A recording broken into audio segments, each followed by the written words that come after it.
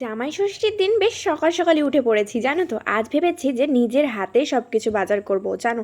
আজকে আমাদের বাড়িতে অনেক কিছু রান্না হবে, তবে কি কি রান্না হবে সেগুলো সমস্ত কিছু তোমাদেরকে বলবো। তো আমি প্রথমে গেছিলাম হচ্ছে মাংস আর মাছ আনতে, সেই জন্য গেছিলাম মা বাড়িতেও একটু ঘুরতে। আর সেখান থেকে এসে আমি আর মা নিজের হাতে দুজন মিলে অনেক রান্নাই করেছি। হ্যাঁ, প্রথমে মাছগুলো করে নিয়েছিলাম, তারপরে আমরা চিকেন করেছি, তার মাঝে খেয়ে নিয়েছিলাম চিড়ে আর দই। সত্যি বলতে এত গরম পড়েছে না, কয়েকদিন আগেই বৃষ্টি হচ্ছিল, তখন বেশ ভালো লাগছিল যে যাক একটু গরম থেকে বাঁচা গেল। তবে রান্না বান্না করে আবারও বেরিয়ে গেছিলাম মা বাড়ি যাওয়ার উদ্দেশ্যে, কারণ এত কিছু রান্না করেছি, ভাবলাম একটু দিদাকেও দিয়ে আসি। আর বাড়িতে এসে কিন্তু স্নান টান করে চলে গেছিলাম ঠাকুর ঘরে। দেখো গোপু সোনাকে কত সুন্দর লাগছে না, ও তো সবসময় মিষ্টি, ওকে তো ভালো লাগবেই। দেখো আমি স্নান টান করে কিন্তু ঠাকুর ঘর থেকে ঘুরে এসে এবার কিন্তু মা আমাকে সমস্ত কিছু গুছিয়ে দিচ্ছে। আজকে জানো তো বেশ অনেক রকম রান্না হয়েছে। আর জামাই ষষ্ঠীর দিন এত কিছু রান্না করার পর এত সুন্দর গুছিয়ে কেন খেতে দেওয়া হয়েছে সেটা কিন্তু তোমাদের নেক্সট ভিডিওতে অবশ্যই দেখানো হবে, তার জন্য চ্যানেলটাকে সাবস্ক্রাইব করে রেখো।